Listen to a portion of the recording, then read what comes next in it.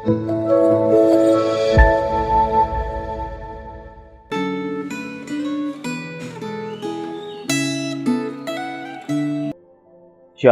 Bapak Ibu yang terkasih di dalam Tuhan Yesus Kristus. Saya amat bersyukur bahwa hari ini, tanggal 13 Januari tahun 2023, setiap kita yang menyaksikan tayangan dari channel YouTube Refleksi Gema ini masih diberikan kesempatan untuk menikmati kebenaran firman Tuhan diberitakan kepada setiap kita. Sebelum kita membaca dan merenungkan bagian firman Tuhan dari Gema ini, marilah terlebih dahulu kita berdoa bersama-sama. Tuhan Allah Bapa, pada pagi hari ini kami sungguh-sungguh bersyukur atas kebaikan Tuhan di dalam kehidupan kami, kebaikan Tuhan yang terus menjaga dan memelihara kehidupan kami. Dan saat ini kami akan bersama-sama membaca dan merenungkan akan bagian firman Tuhan.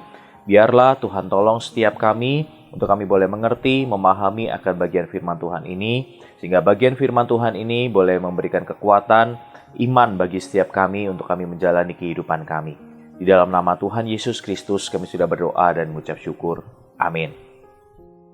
Pemirsa yang terkasih, pembacaan Gema kita kali ini adalah dari Kejadian pasal 14. Saya akan membacakan keseluruhan pasal ini bagi Bapak, Ibu, Saudara sekalian. Dan demikianlah bunyi firman Tuhan. Pada zaman Amrafel Raja Sinear, Ariok Raja Elasar, Kedor Laomer Raja Elam dan Tidal Raja Goyim, terjadilah bahwa raja-raja ini berperang melawan Bera Raja Sodom, Birsya Raja Gomora, Shinab Raja Atma, Shemeber Raja Seboim, dan Raja Negeri Bela yakni Negeri Zoar. Raja-raja yang disebut terakhir ini semuanya bersekutu dan datang ke lembah Sidim yakni Laut Asin. 12 tahun lamanya mereka takluk kepada Kedor Laomer, tetapi dalam tahun yang ke-13 mereka memberontak. Dalam tahun yang ke-14 datanglah Kedor Laomer serta raja-raja yang bersama-sama dengan dia, lalu mereka mengalahkan orang Refaim di Asiterot Karnaim, orang Susim di Ham, orang Emim di Syawe Kiryataim, dan orang Hori di pegunungan mereka yang bernama Seir, sampai ke Elparan di tepi padang gurun. Sesudah itu baliklah mereka dan sampai ke En-Mispat yakni Kadesi, dan mengalahkan seluruh daerah orang Amalek dan juga orang Amori yang diam di Haseson Tamar. Lalu keluarlah Raja Negeri Sodom, Raja Negeri Gomora, Raja Negeri Atma, Raja Negeri Seboim, dan Raja Negeri Bela, yakni Negeri Zoar, dan mengatur barisan perangnya melawan mereka di lembah Sidim. Melawan Kedor Laomer, Raja Elam, Tidal, Raja Goyim, Amrafel, Raja Sinear, dan Ariok, Raja Elasar. 4 raja lawan 5. Di lembah Sidim itu di mana-mana ada sumur aspal. Ketika Raja Sodom dan Raja Gomora melarikan diri, jatuhlah mereka ke dalamnya dan orang-orang yang masih tinggal hidup melarikan diri ke pegunungan. Segala harta benda Sodom dan Gomora beserta segala bahan makanan dirampas musuh, lalu mereka pergi. Juga Lot, anak saudara Abram, beserta harta bendanya dibawa musuh, lalu mereka pergi sebab Lot itu diam di Sodom. Kemudian datanglah seorang pelarian dan menceritakan hal ini kepada Abram, orang Ibrani itu, yang tinggal dekat pohon-pohon tarbantin, kepunyaan Mamre, orang Amori itu, saudara Eskol dan Aner, yaitu teman-teman sekutu Abram. Ketika Abram mendengar bahwa anak saudaranya tertawan, maka dikerahkannya lah orang-orangnya yang terlatih, yakni mereka yang lahir di rumahnya, 318 orang banyaknya. Lalu mereka mengejar musuh sampai ke Dan, dan pada waktu malam berbagilah mereka, ia dan hamba-hambanya itu untuk melawan musuh. Mereka mengalahkan dan mengejar musuh sampai ke Hoba di sebelah utara Damsyik. Dibawanyalah kembali segala harta benda itu, juga Lot, anak saudaranya itu, serta harta bendanya dibawanya kembali. Demikian juga perempuan-perempuan dan orang-orangnya. Setelah Abram kembali dari mengalahkan Kedor Laomer dan para raja yang bersama-sama dengan dia, maka keluarlah Raja Sodom menyongsong dia ke lembah Syawe, yakni lembah raja. Melkisedek, Raja Salem, membawa roti dan anggur. Ia seorang imam Allah yang maha tinggi. Lalu ia memberkati Abram, katanya, diberkatilah kiranya Abram oleh Allah yang maha tinggi, pencipta langit dan bumi, dan terpujilah Allah yang maha tinggi, yang telah menyerahkan musuhmu ke tanganmu. Lalu Abram memberikan kepadanya 1/10 dari semuanya.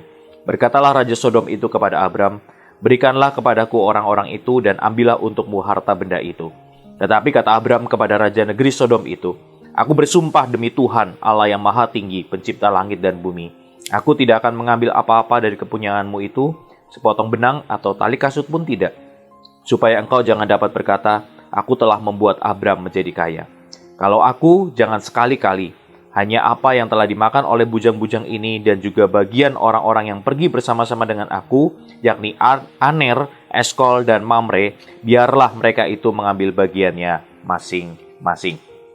Jemaat Tuhan yang terkasih, kekalahan dan penjarahan yang dilakukan terhadap penduduk Sodom dan Gomora, termasuk Lot, bisa dipandang sebagai peringatan Tuhan terhadap Lot yang telah mengambil keputusan yang salah, yaitu di dalam hal memilih kota Sodom sebagai tempat tinggal Lot dan keluarganya. Saat Abram atau Abraham mendengar peristiwa ini, ia segera mengerahkan orang-orangnya yang terlatih, yaitu 318 orang banyaknya, untuk mengejar dan menaklukkan musuh serta menyelamatkan Lot dan seluruh anggota keluarganya. Sungguh tidak terduga bahwa Abraham yang cinta damai bisa pergi berperang demi menyelamatkan keponakan yang dia kasihi beserta dengan seluruh anggota keluarganya tersebut. Kedekatan Abraham dengan Tuhan terlihat dari kehadiran Melkisedek, tokoh misterius yang disebut sebagai Imam Allah yang Maha Tinggi. Kitab Ibrani menjelaskan betapa misteriusnya Melkisedek ini. Di dalam kitab Ibrani ini ditulis demikian. Menurut arti namanya, Melkisedek adalah pertama-tama Raja Kebenaran dan juga Raja Salem, yaitu Raja Damai Sejahtera. Ia tidak berbapa, tidak beribu, tidak bersilsilah.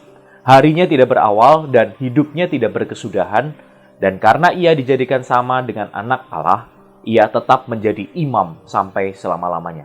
Hal ini tercatat di dalam Ibrani pasal 7 ayat 2b sampai dengan ayat yang ketiga. Melalui penjelasan ini menyadarkan kita bahwa Melkisedek adalah tokoh luar biasa yang tak mungkin kita pahami secara tuntas. Akan tetapi, tokoh ini sangat penting karena Tuhan Yesus disebut sebagai imam besar menurut peraturan Melkisedek. Dan di dalam kisah ini, Melkisedek sebagai imam Allah yang maha tinggi adalah wakil dari kehadiran Allah. Dengan Melkisedek sebagai representasi Allah ini, menunjukkan sebuah kedekatan antara Allah dengan Abraham. Kedekatan Abraham dengan Allah yang ditunjukkan melalui pertemuan dan interaksi dengan Melkisedek ini menjadi satu hal yang begitu kontras dengan kondisi Lot.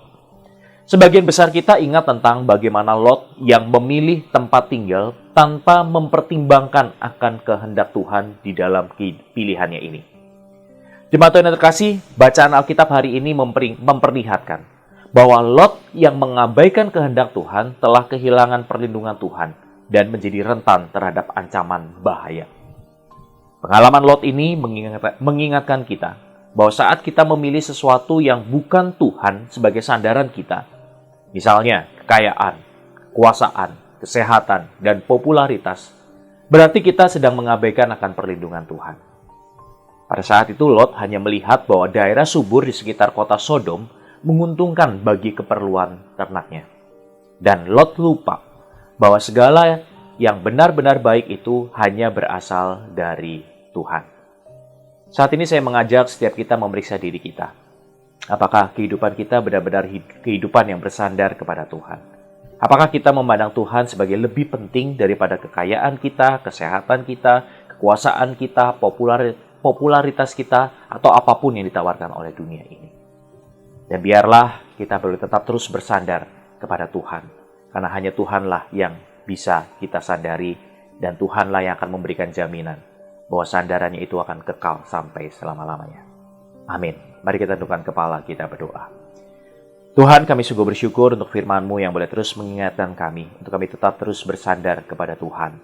Dan biarlah kami boleh sungguh-sungguh menyadarkan akan hidup kami sepenuhnya kepada Tuhan di dalam segala tantangan dan pergumulan hidup yang mungkin sedang kami alami, ataupun juga mungkin ketakutan, kekhawatiran yang sedang kami hadapi saat ini, khususnya memasuki tahun 2023 ini. Tetapi biarlah firman Tuhan ini boleh terus mengingatkan untuk kami terus bersandar kepada Tuhan sebagai pemilik hidup kami, sehingga kami boleh terus melangkah bersama-sama dengan Tuhan. Terima kasih Tuhan, di dalam nama Tuhan Yesus Kristus kami sudah berdoa dan mengucap syukur. Amin.